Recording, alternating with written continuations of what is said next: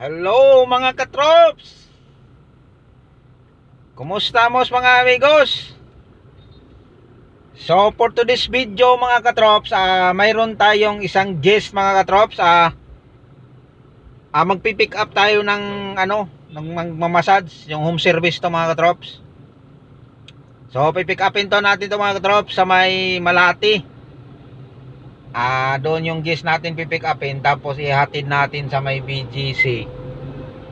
Sana to mga katrops hindi to magpahintay sa atin, kasi baka aabutan naman tayo nito ng madaling araw pag mga ganito.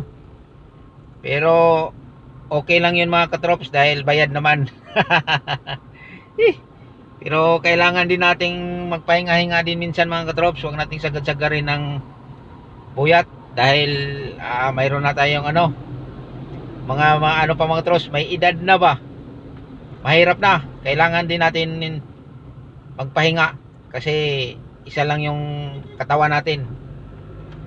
So sana mamaya mga katrops, malalaman to mamaya mga katrops, kung naman mag-request na naman to na magpahintay, kasi gabi na daw. Iba daw naman kasi talaga yung kakilala mo yung tao na sinasakyan niya kaysa hindi, kasi gabi na daw eh. Kaya sana magbago yung isip niya para hindi na tayo maghintay. Sana din walang traffic sa sa South Super Highway. Ayan, so nandito na tayo mga katrops, kakababa lang natin ng Magallanes. Ayan, sana tuloy-tuloy ito mga katrops, dahil ang appointment dito mga katrops kailangan alas 9. Mag alas 8 na, kailangan alas 9 nandun na sa BGC, kasi doon yung home service. So guest natin to mga katrops, magpa-home service ng massage. Kaya pipick upin natin yung masahista. Sa Bisaya mo ba, manghihilot, magmassage. Kaya ayan, pipick upin natin yan sa may Malati mga katrops. So yan yung biyahe natin mga katrops. So yung mga biyahe ko kaninang umaga mga trops, hindi na ako naggawa ng video dahil busy tayo mga trops. Hindi tayo kasi puro tayo may sakay. Hindi tayo maka on the spot, kasi mahirap din kasi mga katrops na magsalita ka tapos mayroon kang pasahero. Baka sabihin na naman nila na baliw na yata ito na to, nagsasalita naman. Kaya may nagtatanong kasi sa akin na bakit daw, asan ba daw yung sakay ko, hindi daw nila nakita. May nag-PM sa akin mga katrops, kaya sinabi ko ngayon, ito na, sasabihin ko na. Kaya wala kayong makitang sakay ng guest ko, kasi bawal kasi sa amin yun na siyempre magsasalita ka, baka pa namang ibig sabihin ng sakay natin, guest natin. Kaya ang ginagawa ko mga katrops, pala alam nyo, pick up lang tayo, magsasalita tayo kung saan tayo pupunta, saan pipick upin natin yung guest, saan natin ibababa, yan. Pero pag time na sakay na yung guest natin mga katrops, so wala na tayong video nun, kasi nakakahiya naman sa guest natin na magsasalita tayo.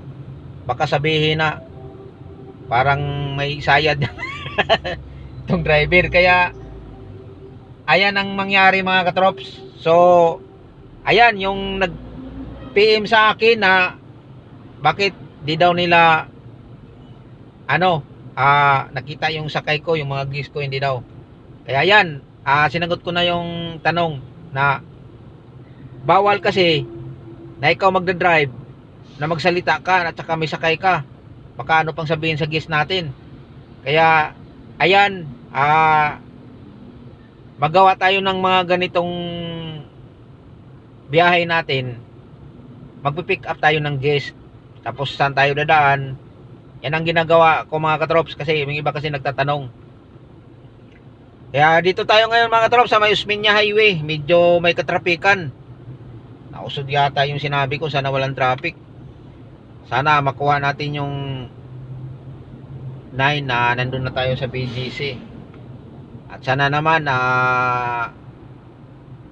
hindi to magpahintay sa atin para makauwi tayo ng maaga, kasi bukas maaga pa yung ano natin, bukas biyahe mga katrops, 5:30.